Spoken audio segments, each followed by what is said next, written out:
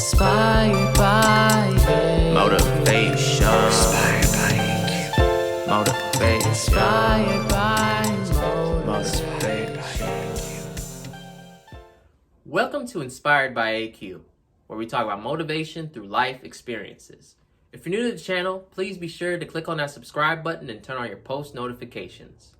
Today is Wednesday Reflections, episode 19, The Public Speech. Now, if you can remember when you first got to communicating a lot and getting into conversation, you had to do those projects that involved you speaking in front of the class. Now, those projects could make you really nervous. They could cause those butterflies in your stomach and make you real anxious. Let me tell you, I think the benefit for me was that I was used to performing and I was used to being myself once I got comfortable. But when you don't know many people in your class at first, you start to develop this shyness. You start to develop this thought and worry about, what are they thinking? Are they thinking about me? Oh my goodness. Is my fly open? Oh my goodness. Did I fix my hair right? Oh, what is going on? It's overwhelming. And that's the story. So with a public speech, you're probably wondering, why are you mentioning this on a reflection? Well, let me tell you, I'm going to reflect on when I had to do a public speech. So, as far as I can remember, speeches happened a lot in high school. In high school, I can say in any of the classes I had to do a public speech or something that involved a presentation or a PowerPoint about any topic. Those would really happen mostly like in classes like history or language arts. But if we go back in history, or history class to be specific, I had to do a presentation on Rasputin. That was a fun assignment though, because I actually made a song about Rasputin and we recorded a little like mini music video. I think I can still find it on YouTube somewhere. But it was so entertaining and it was so funny.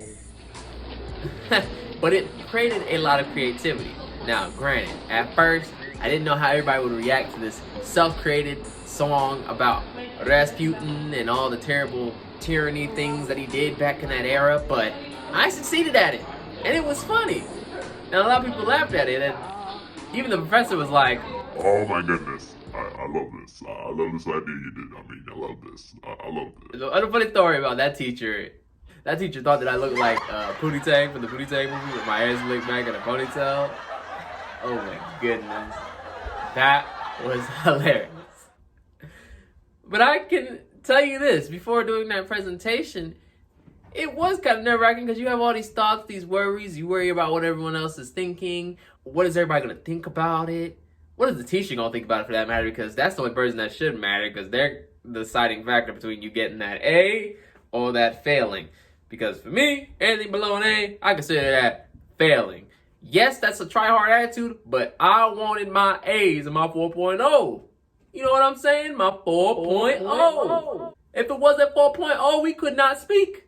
You know what I'm saying? If it wasn't 4.0, then I wouldn't be able to feel successful. So that was for me. But I think because I had a performance background, I got into more performing, public speeches weren't that difficult.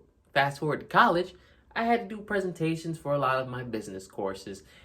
And those were really simple and easy. And the one class that was really a turning point for me was when I was in leadership class. And it was an undergrad, and then I had to present it to my professor. And I was the first one to present, because no one know how to really do the assignment. So I'm like the first one. I was like, all right, I got all this detailed background. I'm ready to go. So I presented with this confidence, and I got this flow, because whenever I present, I don't like to have like a strict outline. I just like to just flow with it and wing it and just go with the flow, because I'm used to freestyling and going at the spot and just going with the rhythm of what I'm trying to say. So when I get done with this presentation, everybody looks and is like, I gotta go after that? the professor's like, I like what you did with that. That was an amazing presentation. I think one of the best presentations anyone has ever done for this class. and I just thought, I was like, wow. Thank you. And just from that moment, I took it with me to my other classes and even when I got to graduate school. I already knew from the get-go, this is how I have to be. I gotta be very concrete, very precise with my words, and not go on far off tangents, but provide examples that are relatable. I always got into this flow about relating certain things to my life so that I could find a trajectory of rhythm about how to go about things. And it helped a lot. And I think even with these videos, I incorporated a lot of that into this. So I give all my thanks and praises to those public speeches. So if you're in school currently, or going to be in the next couple months, just remember, the more you do your public speeches and the more you're speaking in front of other people, is the more it will help you in the long run. Because when you get to that point where you're really talking about a lot of details and a lot of information, then you could easily just organize your information in a very creative way that represents you. So keep that in mind.